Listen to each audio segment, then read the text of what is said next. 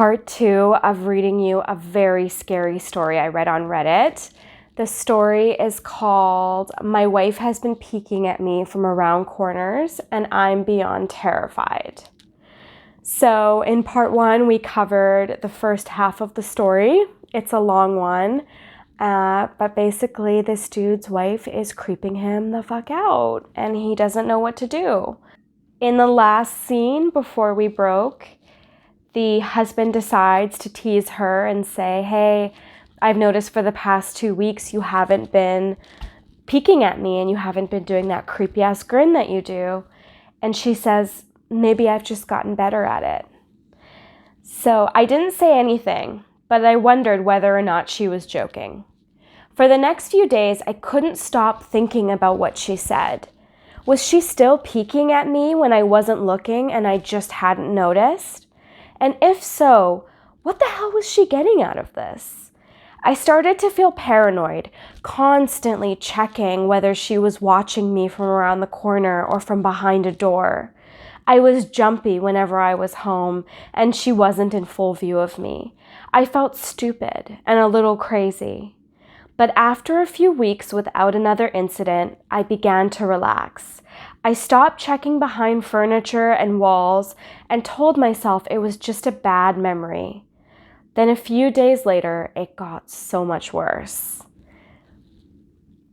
Lynn left to go to a friend's, and I lounged on the couch and played a couple games on my laptop. Around 9 p.m., I hopped in the shower, and as I was washing the soap from my hair, I felt an awful feeling that I was being watched. I slowly opened my eyes.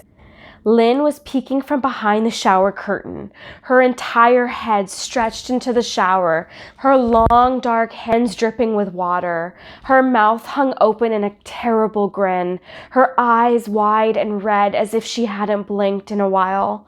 I screamed and jumped back against the wall. She didn't move, nor did her smile waver.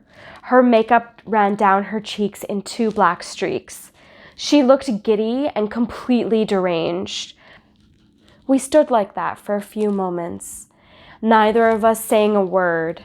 Finally, after what felt like forever, she slowly pulled her head back out of the shower, and I watched her blurry figure through the curtain as she moved backwards towards the bathroom door. A second later, the bathroom door slammed shut, hard enough to rattle the mirror. I screamed again and jumped out of the shower to lock the door. I stayed inside the bathroom for over an hour. Maybe I overreacted to some of you, but joke or not, I wasn't going to put up with the craziness anymore. That's what I kept telling myself as I paced in my bathroom, stopping to listen at the door every few moments. Suddenly, I heard a muffled sound, and I pressed my ear against the bathroom door, straining to listen. I couldn't hear anything, but I envisioned Lynn, standing on the other side, giggling at her joke. I felt a surge of anger.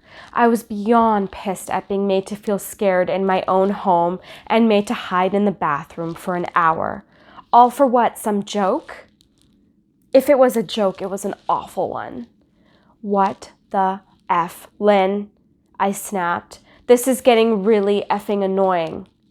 I waited for her to apologize or to call me a jerk, but instead I heard a faint moan. So quiet, I wonder if I heard it at all, and then complete silence. "Lynn?" I called out, not able to hide the shakiness in my voice. I got no response, just my own heavy breathing. "I swear to God, just stop it," I yelled, pounding my fist on the door. I waited for her to cuss me out, something I would expect from me talking to her like that. I had never screamed at her before, but there was nothing, just the occasional drip from the shower head. I won't deny that I was scared, too afraid to open the damn door and face my own wife. I waited another 30 minutes or so, which feels like a lifetime when you're scared. Finally, I decided I wasn't going to spend the night hiding in my bathroom, so I got on my knees and peered under the door.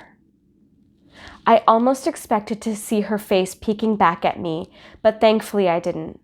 I could see straight down the hallway to the top of the stairs, but no Lynn. I didn't know if I should be happy about that or not. I looked for a few moments, waiting to see her head pop over the top step, but it never came. I stood up, my hand hovering over the door, and mentally prepared myself to open it. I slowly turned the lock with shaky fingers and was about to yank it open when I heard a sound that makes me nauseous when I think about it. A moan, louder than before, but this time I was able to tell where it was coming from. I turned my head to the closet door as if in slow motion and locked eyes with my wife, who was peeking out at me from the slight gap. Her eyes were as wide as ever and her mouth was hanging open in the most grotesque gaping smile I'd ever seen. I didn't even scream. I was too scared for that. Her hands were clasped to her chest, body trembling with sheer delight as if she could barely contain her excitement. A short, raspy moan bubbled up from her throat, deep and raw, sending a shiver through my entire body. Somehow I found the ability to pull the bathroom door open and ran as fast as I could all the way down the steps, snagging my keys and phone from the table in the living room before running outside to my car. I could hear her shrill laughter behind me, but I didn't hear her getting closer. I didn't bother shutting the front door. I drove away from the house faster than I should have, shivering the entire time, either from fear or the cold, maybe a bit of both. I hadn't grabbed a coat or even a pair of shoes. I was still in my boxers and my hair was still damp. I drove straight to my brother's house, 40 minutes away, ignoring any and every call I got. I didn't check my phone until I had arrived. Lynn had called 4 times, sent a flurry of texts, all wondering where I'd gone and why I left like that. I threw my phone at the dash in a rage, furious at her attitude. My brother and his wife were surprised to see me, especially dressed in a pair of boxers, but told me to stay as long as I needed. Chris lent me some clothes and asked me what happened. I told him Lynn and I had a fight, but didn't get into any of the details. I didn't want him to think I was overreacting, leaving my wife over a prank, even if it was a strange one. I mean, hadn't I encouraged her for years to lighten up instead of being so serious all the time? I had wanted her to relax and loosen up, but definitely this was not what I had in mind. I tried to sleep on their sofa, but my brain wouldn't let me sleep. Every time I closed my eyes, I saw Lynn's face staring up at me from inside the closet. Knowing she'd been in there with me the entire time made my skin crawl. She'd never left the bathroom at all. Instead, she'd slipped inside the closet and slammed the bathroom door shut to fool me.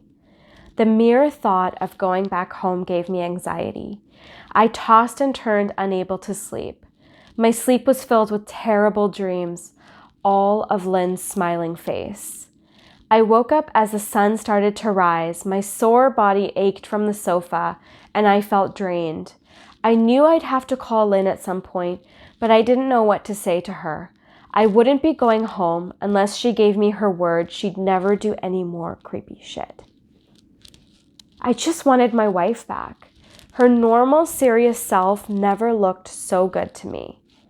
I was contemplating calling her and telling her that when a familiar feeling came over me. I was being watched. I was staring at the ceiling, my heart in my throat. I didn't want to look away, but the longer I ignored the feeling, the worse it got. Part 3. Follow me for more. Comment and let me know what you think so far. What is going on with his wife and how do you think the story will end?